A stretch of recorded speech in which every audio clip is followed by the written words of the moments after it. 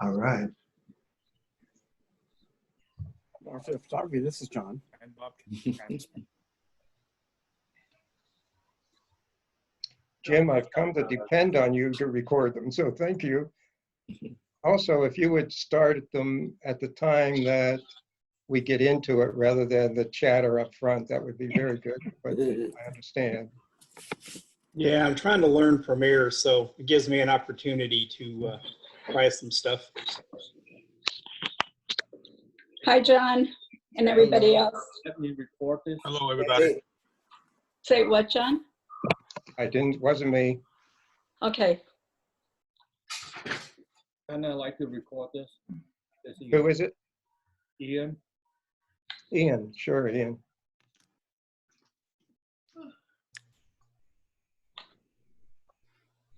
Just send it to all your attendees, John. That's what I'm trying to do, but I can't figure out where to do that. Just a minute. I'm still waiting for your approval. I'm jumping back and forth between trying to get what you want and people signing in, so be a little patient. Wow, you're up to 43. John, did I send you that picture of the Dolomites? Who said that? John Barfield. Yes, I think you did. I'll check that. Okay.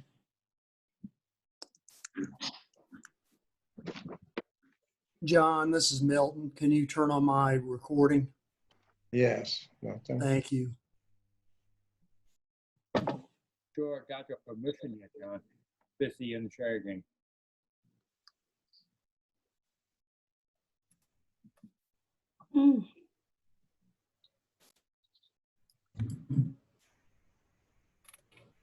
Turn on recording for Dolores. Yes. Thank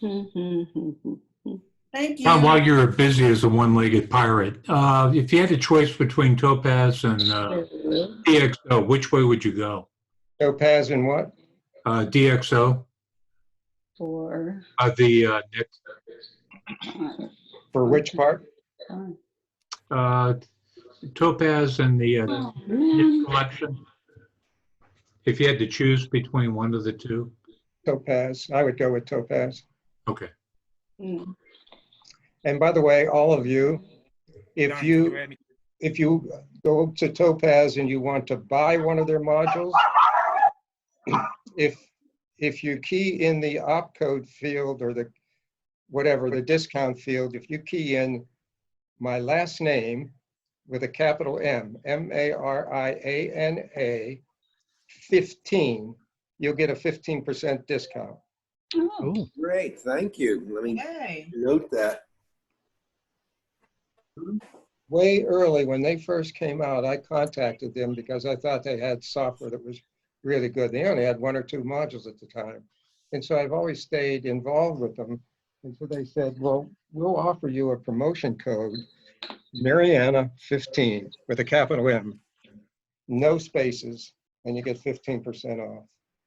Hey, John, did you ever share that discount code for Luminar and the other one? It was like $50 a piece is what it works out to be. Say it again, Tom. Luminar 4, and then the Coda Aurora.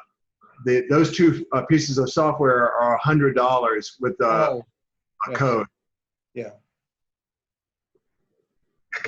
I think Luminar will keep getting better and better and better. It's another piece of software that I think is amazing at what it does and so easy to do it. And I laugh to myself, I don't know how many of you have any of my earlier books, but in volume 4, I think it is, which came out probably 2008 or 9, in there, one of the sections is how to replace the sky. And now you get to these packages and you click on it and it just puts it in. It's really good stuff.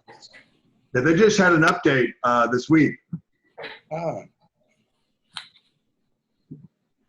Okay, well, we have a good number of people here, and we have a lot to cover, so I'd like to get started.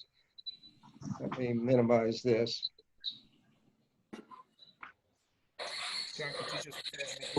For me, John Minnick. Yes, I see, John. Just a minute. Thank you. Dolomites. We got that.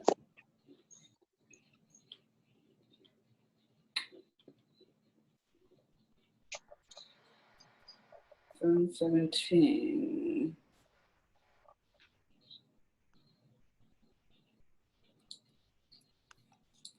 Okay, John. Yay. All right. I'll share my screen.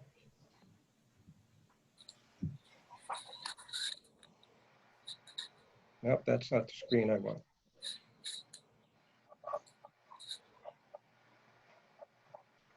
I'm sorry, John. May I have a request for recording, please? Who are you? Chris Shanks. Krish? Yes. Thank you. I'm sorry.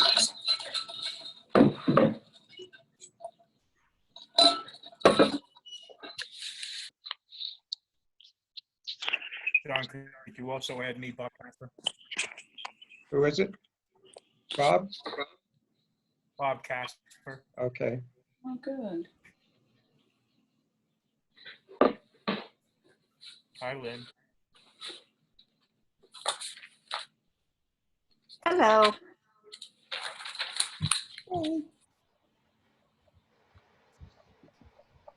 Oh, there's Graceland. Howdy. Okay, I will start with, can you see Bridge? That's my screen I have up now. Yes. Yes. Yes. Indeed. Yep. Okay. I will run through the images to just show you the challenge. Actually, yes, we'll do that first.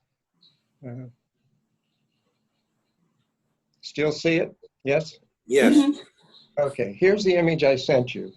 That's a phenomenal location in northern Italy, and those are the Dolomite Mountains. It just really, Yes.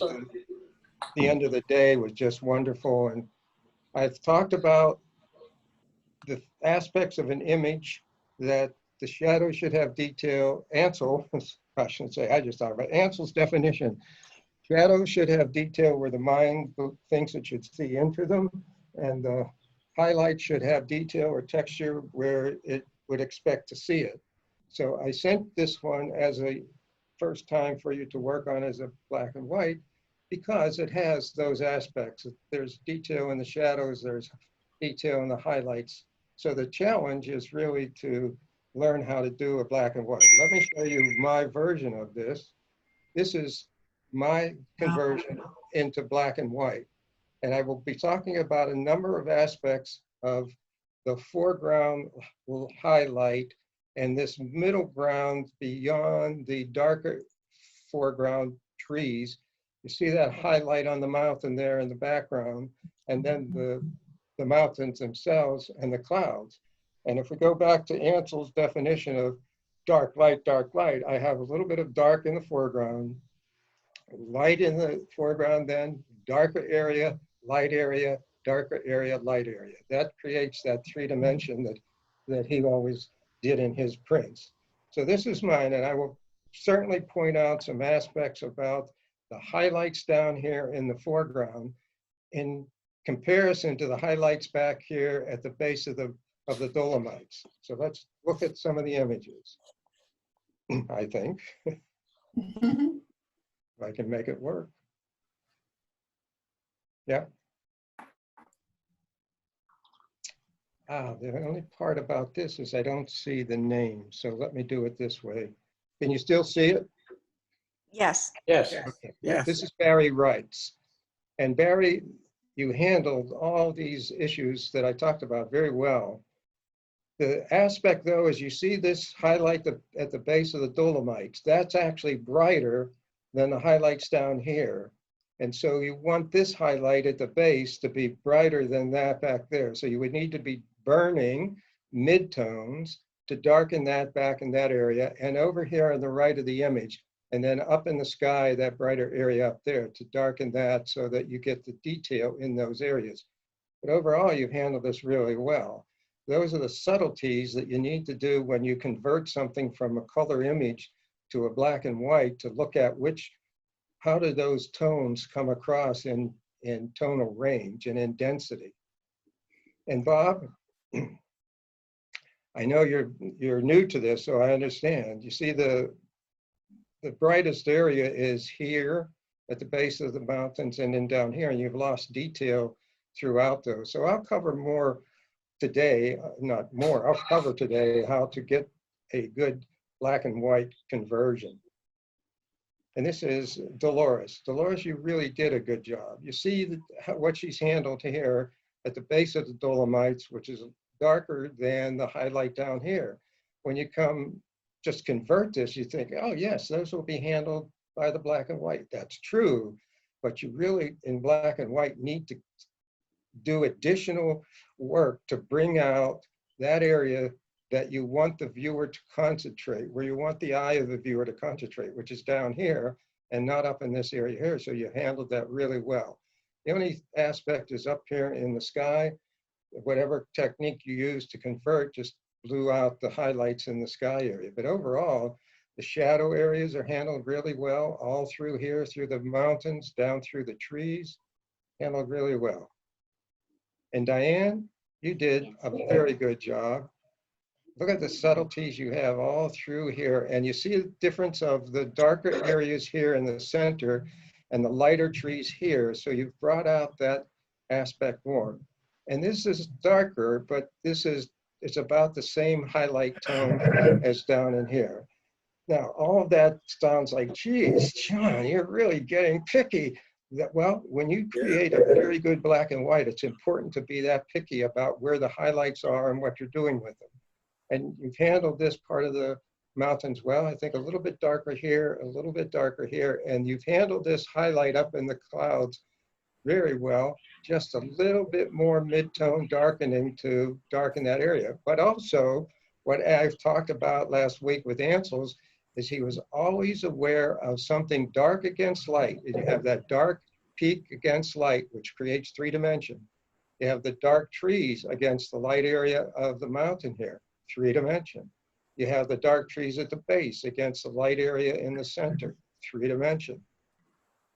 Handled really well. Your tonal range are very good throughout. The mountains back here handled really well. Ian, you've done the same thing very well. The darker or the lighter area at the base of the Dolomites here where the trees are, you've darkened that, which works really well. You have great detail up in the highlight areas. Could darken this side of the Dolomites here on the right-hand side just a bit, and maybe lighten some of the trees a little bit. The overall aspect of this image on my monitor, keep that in mind also. What I'm looking at is my monitor, and your monitors could be calibrated differently. The only thing I would consider doing on this, Ian, would be to lighten this foreground a little bit more so that it is the center of interest immediately when the eye comes in. This highlight here is about the same tonal value as the highlights at the base of the Dolomites. This is Jeffrey. Jeffrey, you've done a great job. This down through here, through the trees, handled well. The sky's handled well. I think just a little darkening of the sky and a little opening of the shadows on the face of the Dolomites. The highlights here in the foreground are almost the same as the highlights at the base of the Dolomites here. So we'd want to darken those just a little bit. But overall, the image flows well. The tonal range works very good. Jim? Thank you. What's the difference? Watch the difference of here to Jeffrey's in the sense of opening the shadows and the overall lightness of the image. What you have here is a very dark presentation overall. I think it's just a matter of using, if you're using Photoshop, to use levels adjustment, open up the midtones, or curves, which would open up the midtones. All this is dark nicely, but you see you've lost detail in most of the dark areas throughout the image. Joyce? Very close to what we've talked about before. Difference is only in that this upper part of the sky needs to have detail in it. Darker areas in the trees here should be lightened, And this area back here darkened. So as I go through them, you'll hear the same repetitive comments based on the tonal ranges of those areas. If you think about this, and I'm not picking on this image at all, I just want to use it as an example. If I flip this image around upside down, where does your eye go immediately? Right here in the sky. It is one way, a technique that I learned a long time ago, to take a look at where the eye is going based on the highlights and the shadows. You see, brings it right there. That's not where you want the eye to be. So that would be something you need to handle. And I want the eye to be here. So this needs in the foreground, just in this area, lower foreground, a little brighter, and back here a little darker. This overall is too light in the sense of taking advantage of the darker areas of the mountains that could be against the highlight areas of the background. And just needs a little bit contrast range, that's all. Everything else you have, but once you put the contrast in, you then will need to darken these areas here and here. The more that you work with a black and white image related to highlights and shadows, the more you will spend finishing with dodge and burn. Thank you. Overall, you're handling the range of things. It's just a little flat. This is an example of what typically I would call a flat black and white. It needs a little more contrast. The darker areas should be a little richer, dark black, not pure black, but a little darker, and that they have more contrast against some of the lighter areas. Michael, who is a very close friend of mine and very good at things, here's his image that he sent to me. I love it. They put in the Star Wars figures. And I sent back an email saying, oh, bummer, Michael, you must have gotten there right after I did, and they came in. I didn't know they were coming in. He put them in there. Here's the ship up here and here, but look at his tonal range. His tonal range on this image is handled very well.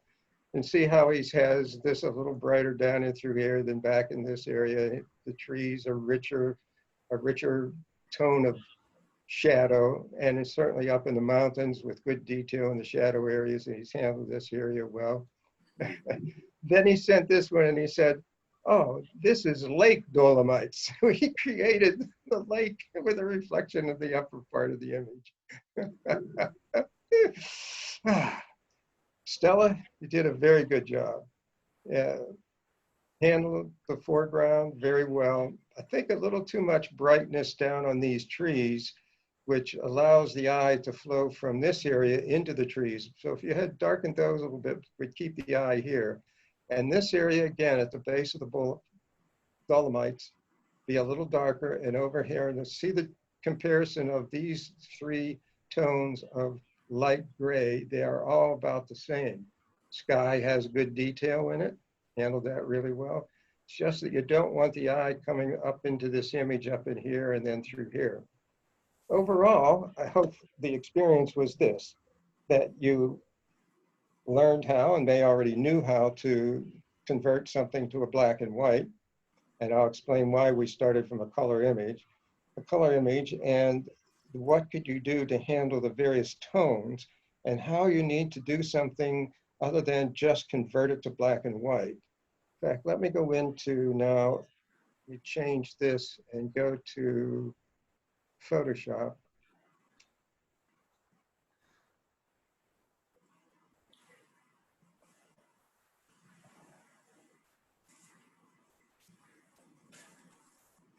See my Photoshop screen?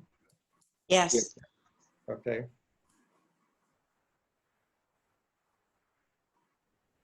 Before we go into more work on the images I sent you, I want to talk about some things related to black and white. Often, someone who has a color image will think, oh, it's okay. So I'll convert it to black and white, it'll be prettier. That is not the case at all. That's a misconception.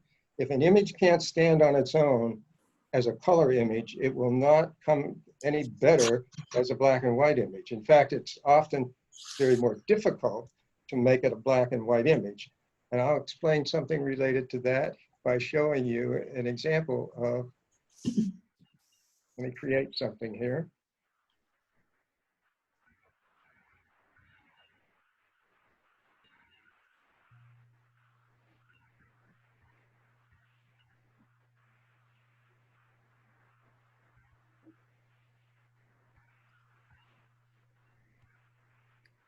If I have a image of, say, a red,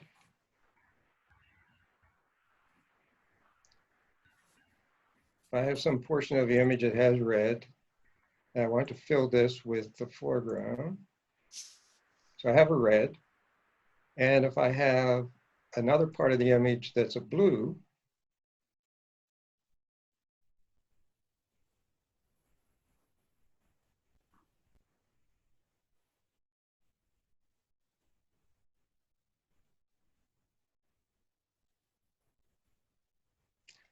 you say, well, I have a color image and I can just, no problem, I can do things with it.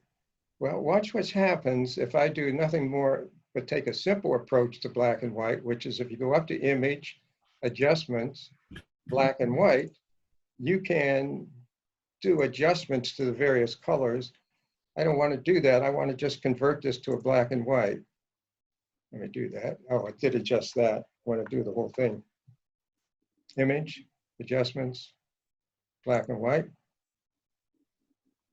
And you can see that the two images are somewhat separated, but if the red, go back with that, if the red was a darker red, when I convert it to a color image, it will be the same tone as the other. Let me show that to you. So I'm always concerned about the tonal range of colors within the image, because they could simply merge together by turning them into black and white. You're taking the color away. And when you're taking the color away, the color is what kept the two images being separate.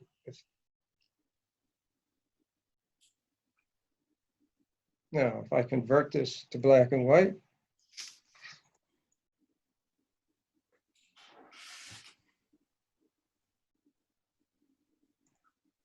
how about that? If you had those two colors next to each other, this color, and you convert it to black and white, they almost become the same color, which means the two objects in the image, or the two areas in the image, where one is over top of the other, they're separated.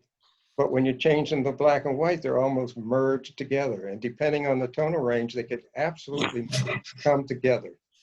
So it's very important to think about what is the color image? How is it working? You really want the color image to have various aspects to it that allow it to become a good black and white.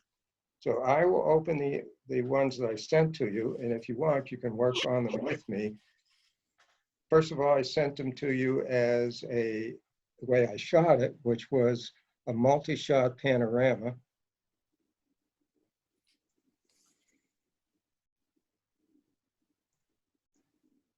This is at Mono Lake over at the east end of Yosemite Valley. A very unique area there. These are tufa. The lake was over top of them at one time. So those are the four images that I sent to you. I want to merge them together. This is how I shot them, and they don't have any great contrast range or things like that. I looked at my histogram to make sure that I had detail in the highlights in the sky, in the clouds, and detail in the shadow areas. So they are not blocked up. I know I have detail in all those images, in all those areas. So now I want to put these together. I will go to Automate, Photo Merge.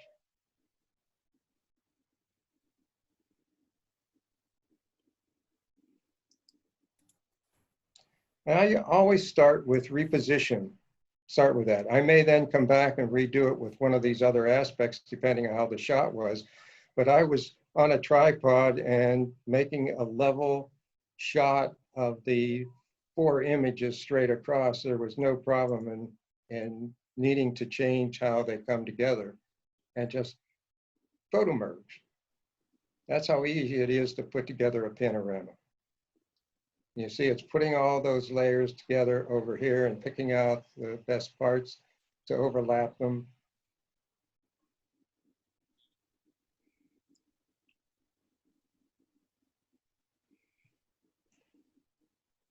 So there's the image.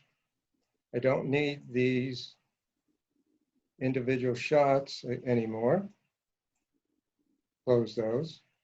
And I always take note of the name for each layer. So I would save as, and I will duplicate the names. So I would put in _ JJM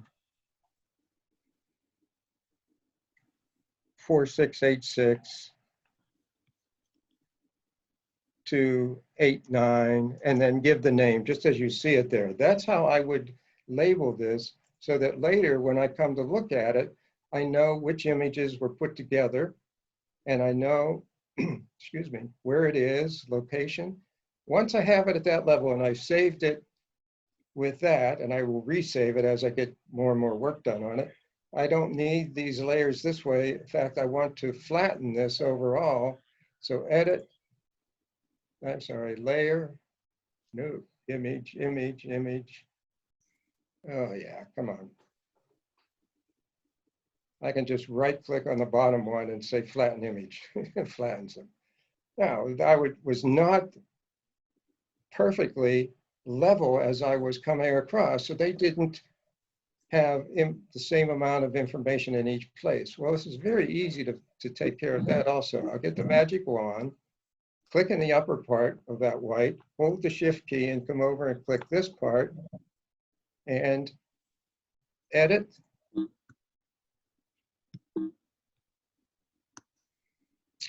Come on. Edit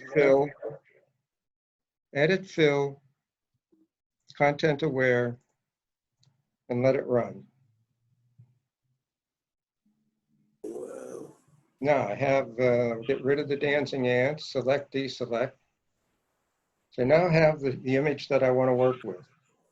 And so this, when I talked about earlier, I said, yeah, this is great. I'll convert this to black and white. No, this will not turn out as a great black and white because the shadow areas will go pure black.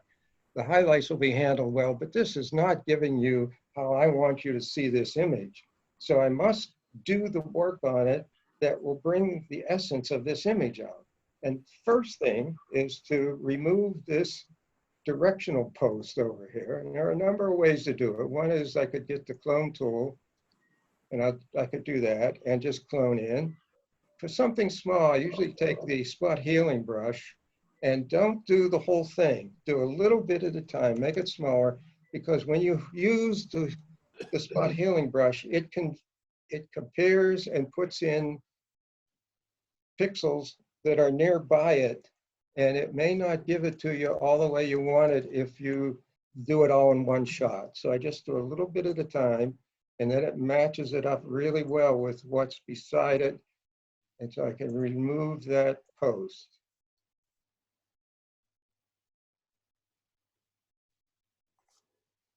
You see how it's filling in with information that's right next to it.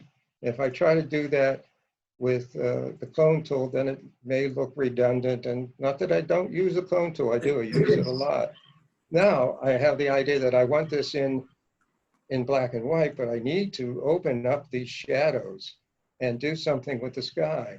These are all the kinds of things I do with a color image anyway. And I want to get the color image to the point that it's where I would want it to be to present it. Then I'll convert it to black and white.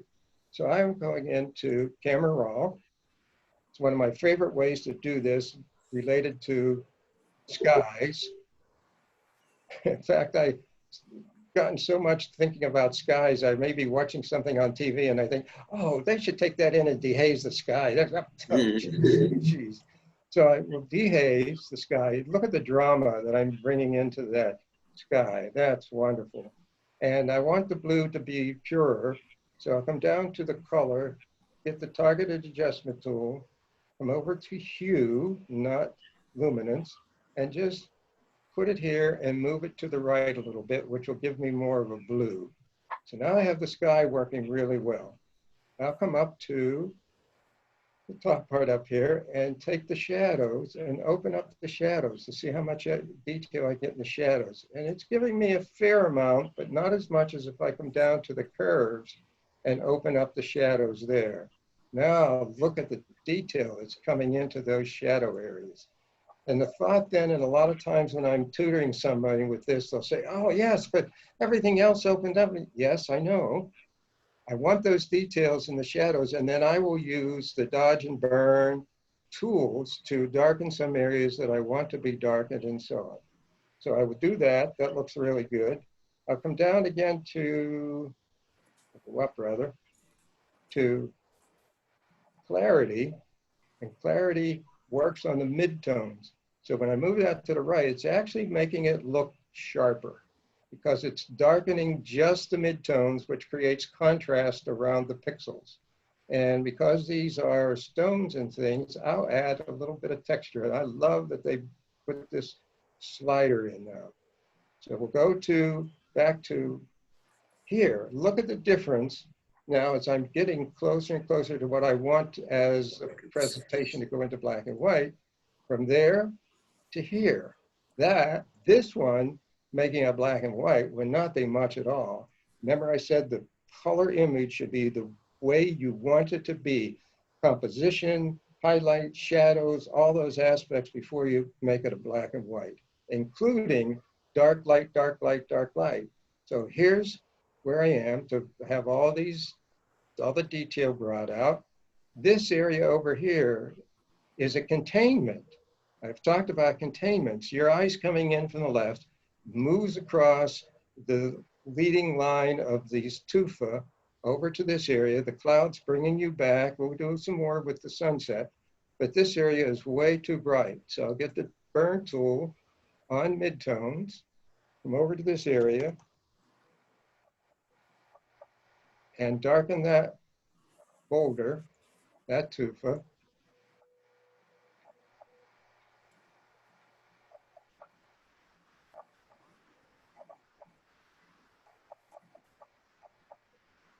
And I want to darken the foreground to create that idea of dark light, dark light. And I will bring you then into the image. And when you are using the burn tool, do not do this. Do not go back and forth.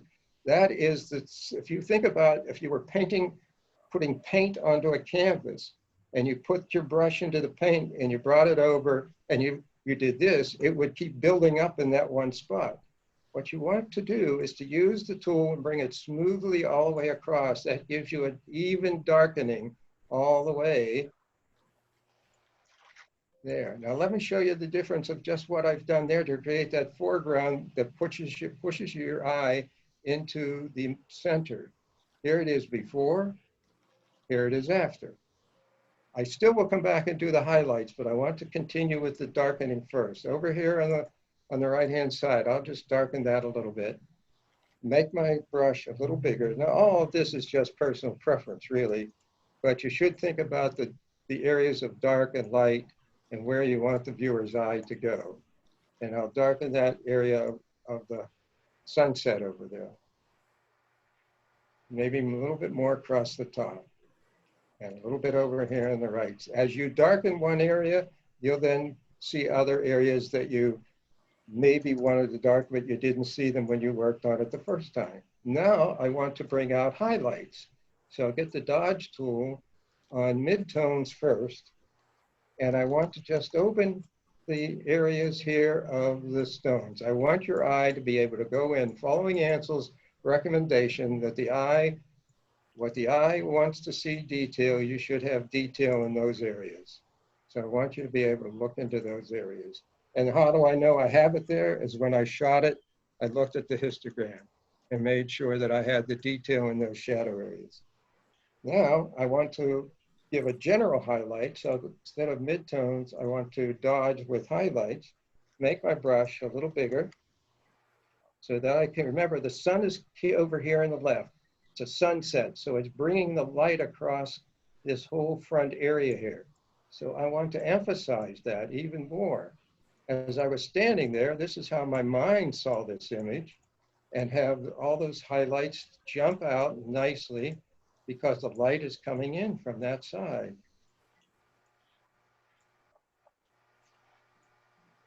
And I'd like to have a little bit more color in those areas. This is just personal taste. So I'll use the sponge tool on saturate at about 17%, just a little bit. Bring that down. This little highlight here now is a little too bright for me. So I will come over here to just darken that area just a little bit.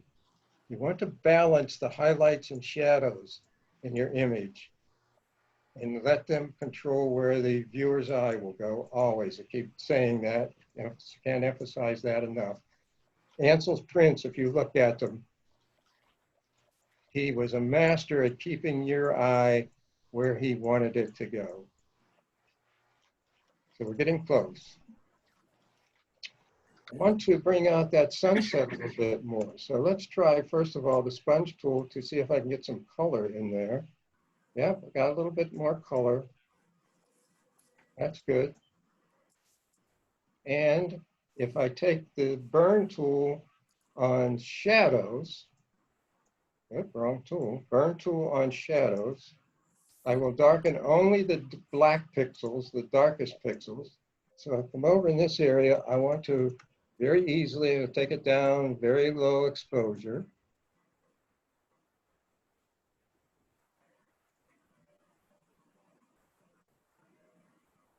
Just come down through there a little bit. Then come back with the dodge tool to bring out those rays that are there on highlights and emphasize those rays just a little bit.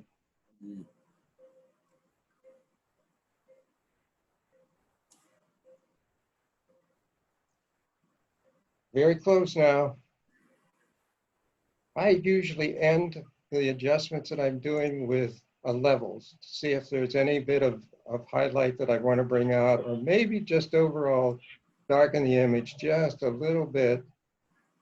So there we are. And as I've done that now, I can see that I would like to do a little bit more color in this area here and to bring those highlights out and to balance more of the highlight here. So I'm darkening this just a little bit on midtones.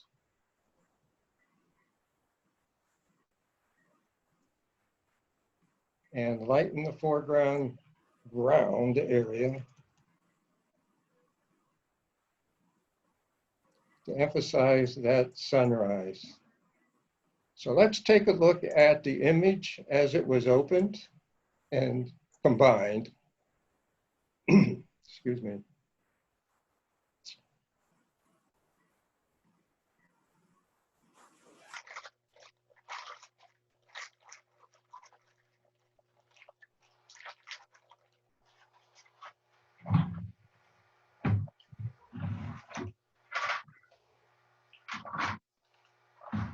There we are. That's the image put together from the black and white panorama shots. And here's where it is now. Look at where your eye goes immediately. Come back there one more time.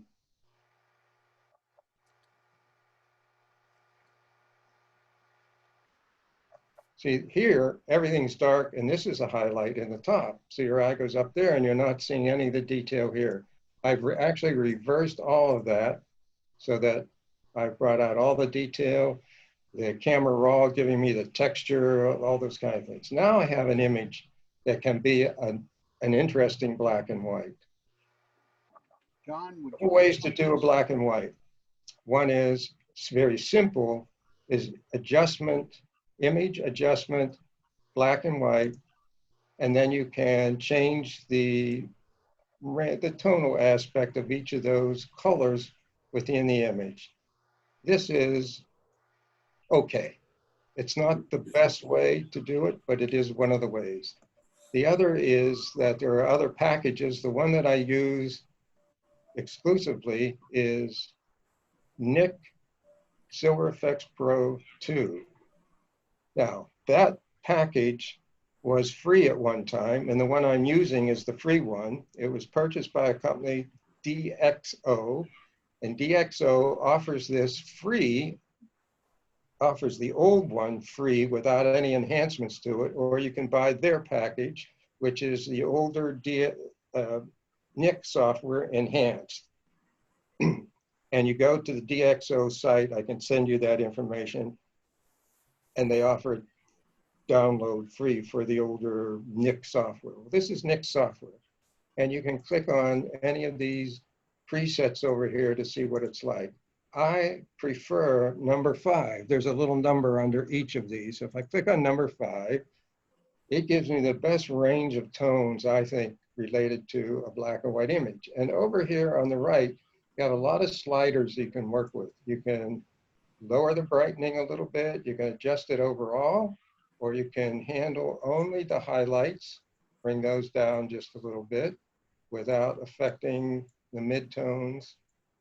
Just grab a hold of that, without affecting the midtones. And you can adjust the shadows.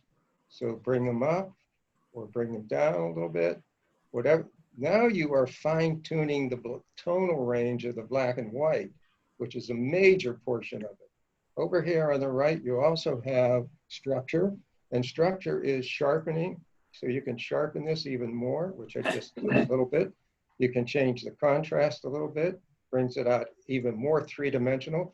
Remember Ansel's dark, light, dark, light, dark, the top, 3-dimension, detail in the shadows, detail in the highlight areas, no blown out areas. And if you want to change this to a sepia, you can come down here to these various toning ways and look at the various ways. I don't want to do that. I want to stay with the black and white, but this package is the one that I've used all the time. Once you've done this, you come on back and it will have 2 additional layers in your layer palette. There's the black and white.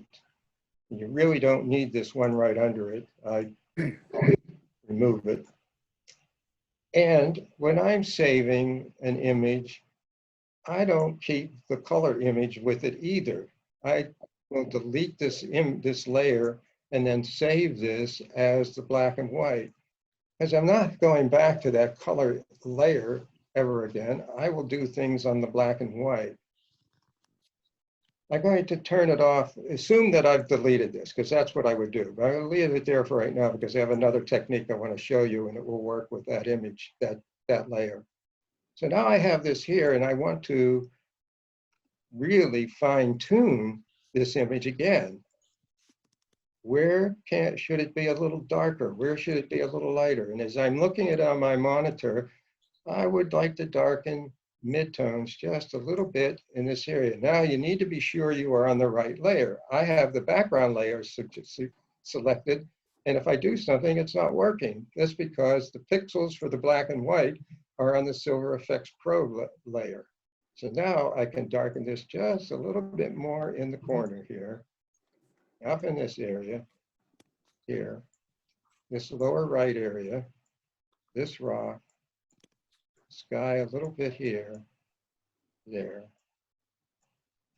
And if I go up to the option bar and change it to shadows, again, I will only darken the black and just click that a little bit there, click that a little bit there, click that, come over here, 3-dimensional, come back to the midtones. And now this is just your own personal preferences of how you want the sky and all of that to look. And you'll get accustomed to how you want them to look the more you work on these kinds of images.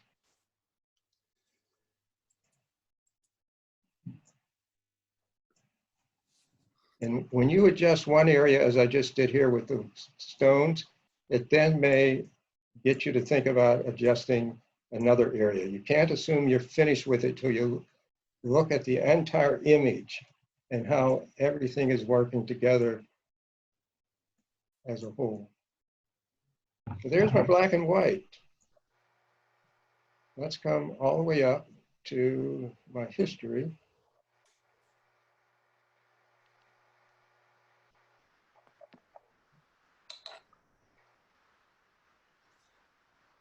Working it on down, working it down, working it down, working it down, working the color, getting the color highlights where I want them to be, and then converting it to the black and white, and then doing some additional work on the black and white. You see what I've done here is, here's the way it was when it came in, and I wanted to do some additional subtleties of dark and light. I also recommend that you let it sit for a couple of days and come back and look at it. In fact, as I'm now looking at it, I will see some other areas that I want to just darken a little bit more to bring your eye where I want your eye to go. Look at just the little subtleties I just did. And you'll see more of those as you let it sit for a day or two, because as you're working on it, your eye gets accustomed to seeing things and you won't see the subtleties anymore. So I just put this on shadows just to bring out a little bit more of that sunrise over there. That's my final. John, could you do something about the 3 spots of lens flare on the left side? Yes. Let me just save this.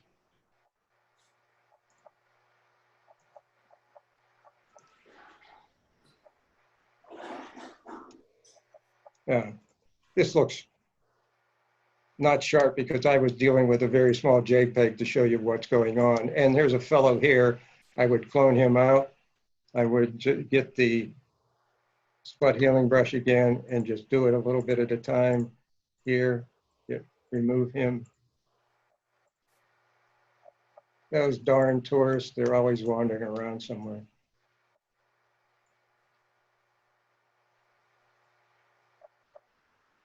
Also, you should, before you start working on your image, you should zoom in on the sky and see if there are marks from your sensor that your sensor needed to be cleaned. Do all of that before you start your work on your final image. See, here are some spots here.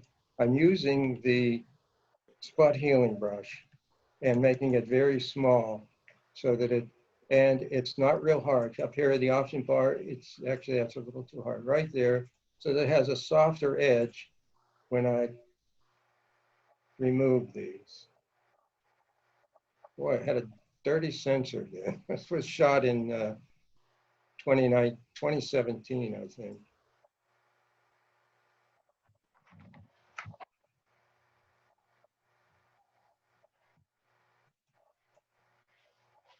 And again, let me emphasize, I should have done this from the beginning before I did all the work on it. Shouldn't be coming in and doing it now, but that was a good point.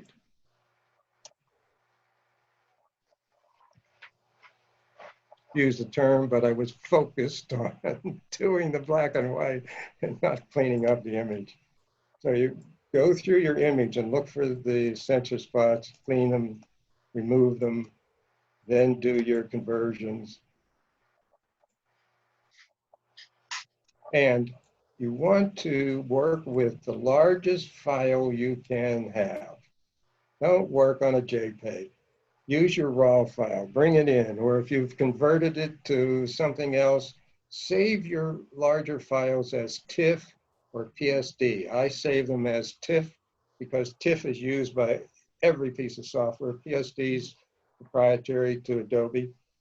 So keep that in mind, but work on the largest image you have, not on JPEGs. You've just lost so many pixels. When you save as a JPEG, it compresses and you lose 10% of the quality. And every time you save it, it compresses again. So you are removing the quality of the image of a JPEG every time you bring it in, do something and save it. Always work on your RAW file for your final, or your TIFF or PSD for your final image. Don't work from a JPEG. So there's our black and white from the color panoramas that we started. John, could Yes. you just go over how you merged the 4 photos into one again? Absolutely. But let me, Would you what, mind? yes, you just triggered a thought. I will do that, but let me you triggered a thought. Coming back to Ansel Adams, Ansel's influence on me was tremendous. Not only his definitions, and I've read a number of his books related to his darkroom work, but his tonal range of when he was looking at a scene, and he had a little handheld spot meter with a 1% circle in the middle, and he would meter the shadows, and then he would meter the highlights. In a spot meter, each increment is 1 stop of light.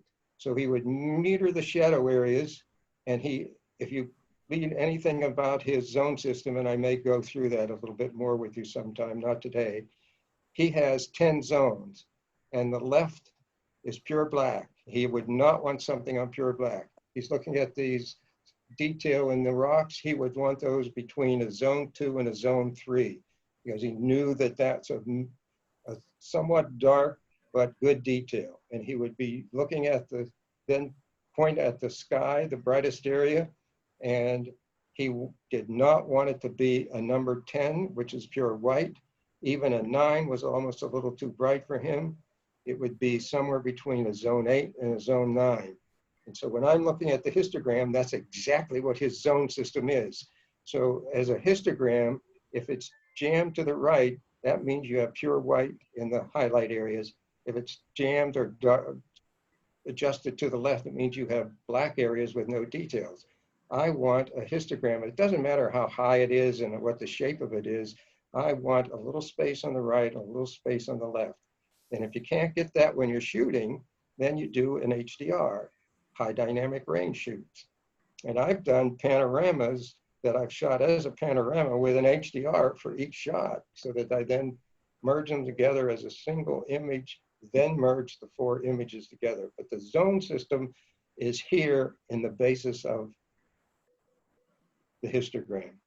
So let me go back from the beginning to answer your question. I'll take the 4 shots.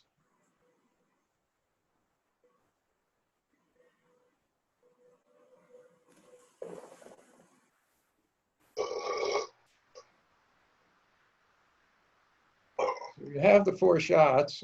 Go up to, excuse me, File, come down to Automate, and over here to Photo Merge.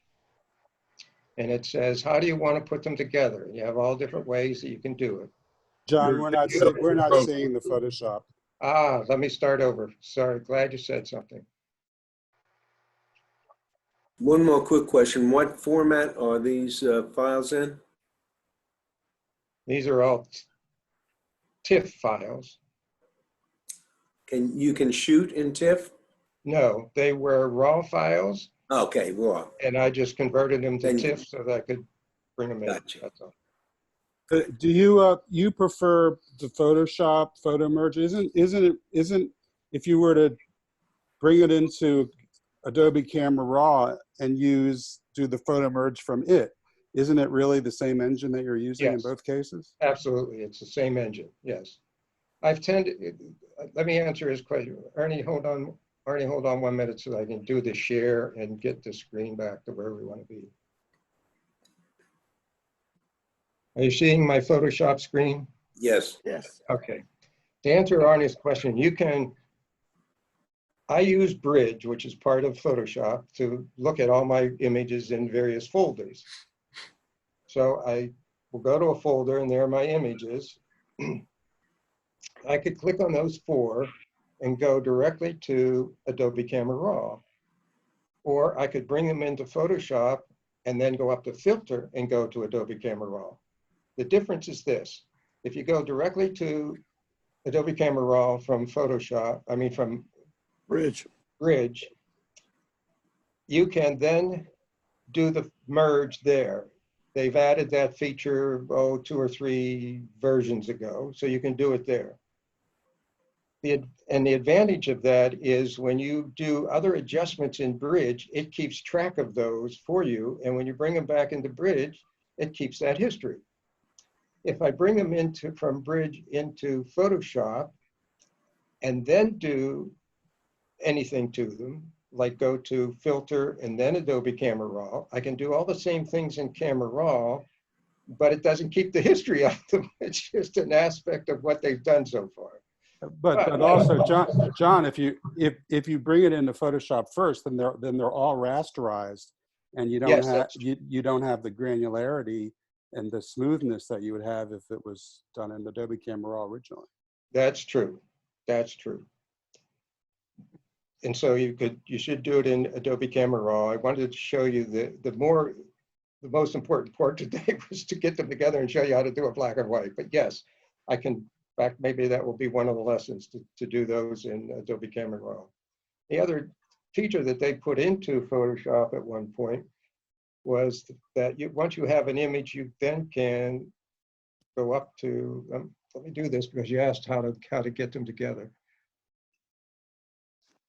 I wouldn't open them this way. I would be doing it in Bridge, but because of sharing a screen on Zoom, it won't, as I jump around from package to package, it doesn't seem to be keeping it the way I wanted to keep it. So I'm just bringing them in directly here.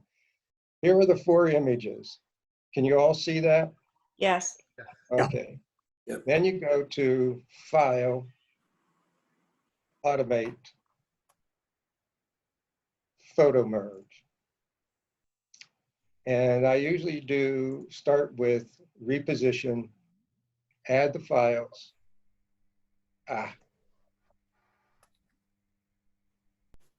It thinks that I needed to save them first. So let me save each one as I said, it doesn't need to be saved.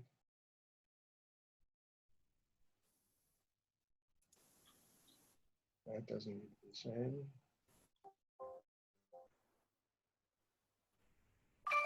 It's going to force me to do it anyway. Mm-hmm.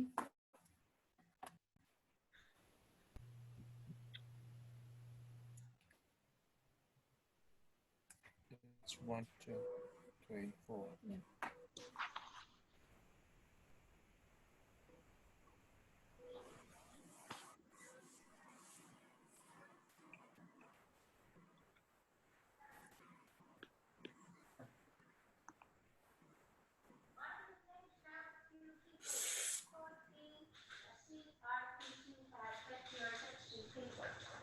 I'm sorry.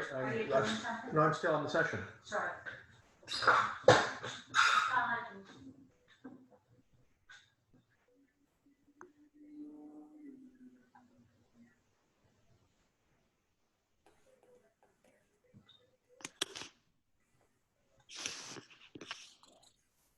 All right. File, Automate, Photo Merge. Reposition. Add the file. You're giving me a lot of problems here today, guys. I'm not talking to you guys. I'm talking to Adobe. I don't know why it's doing this. Let me clear these out.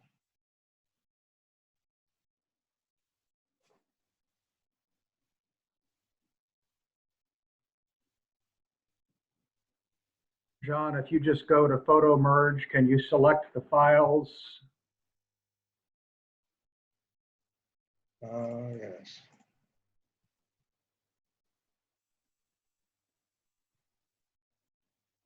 Yes. You can browse. So let's try it that way.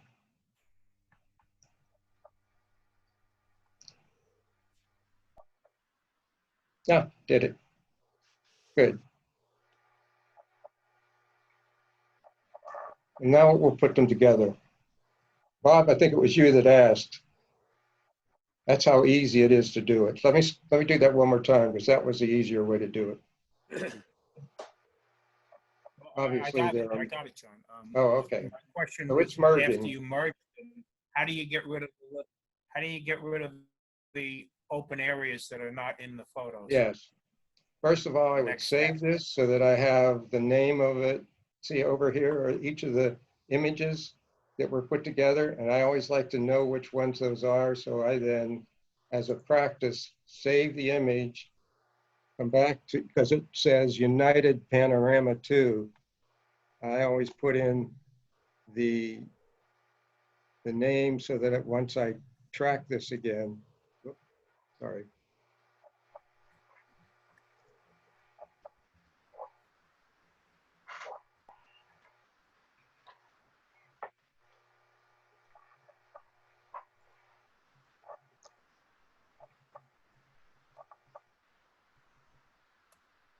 Then I flatten it.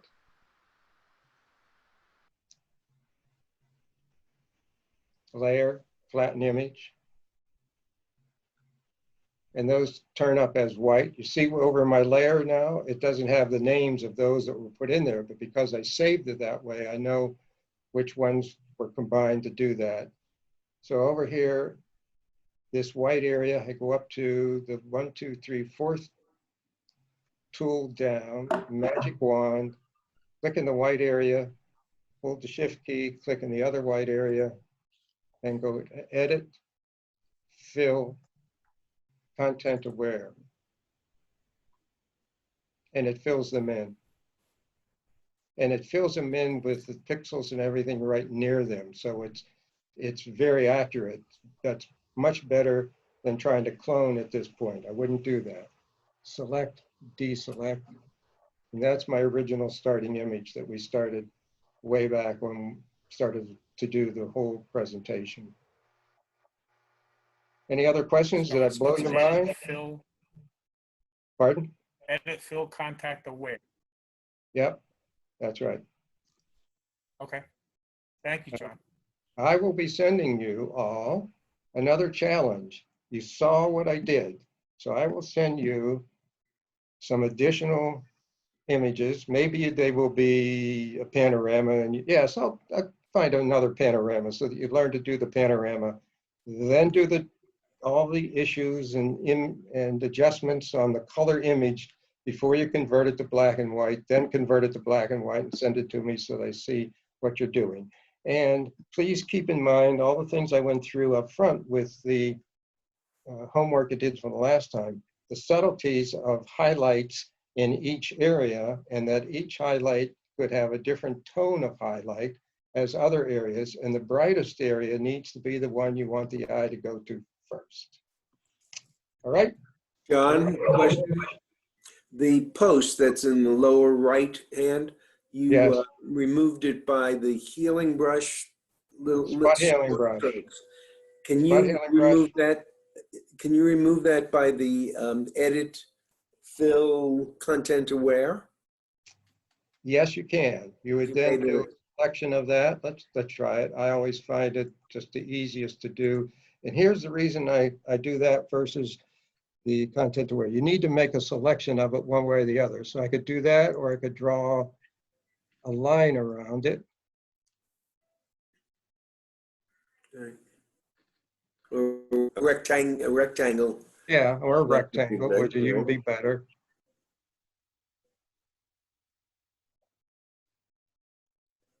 Get it? I like it. Yeah. Oh, I like that. Thank you. Well, and you picked out it even better. You could say, oh yeah, well, maybe Yeah. I'll just put the rectangle around it. Right. I wanted to show you that sometimes drawing, because it picks up the pixels near it, is a better way, but any way you want to do it, it just is so good. Pixels from both sides and up and down, it appears. Yes, it does. That's right. Cool. It does. You may have saved me many lifetimes. John, this is Milton. Could you also use the object select tool? Yes. Okay. Yes. Yes. You can, with something small like that, it really is easier to do. In fact, this case, the better way was to make the rectangle around it. I think that was, in this case, the best thing to do. John, Yes. it would be interesting to see that converted into a black and white from the color version before you did any editing to the color version. Okay, here it is. in Here it is. comparison to the final. Yeah. All right, let me do that. You realize, of course, that I'll have to charge you extra for this extra time. Oh, Okay, let's do it.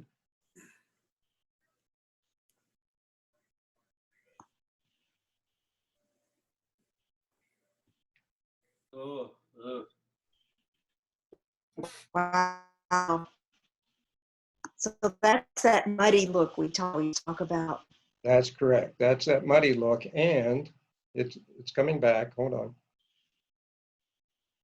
That's why you want to get everything the way you want it to be before you make it a black and white. And that's equivalent to Ansel. He shot black and white negative, and then he would develop that in the darkroom to give him the correct tonal range. He had various methods of developing film to get it the way he wanted it so that then he could make a print.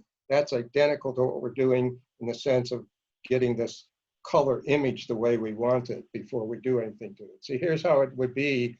Now, if I do additional things, I take it into Adobe Camera Raw and try to open, and I can open the shadows, but it is not going to give me the best results as if I had done it to the color pixels overall.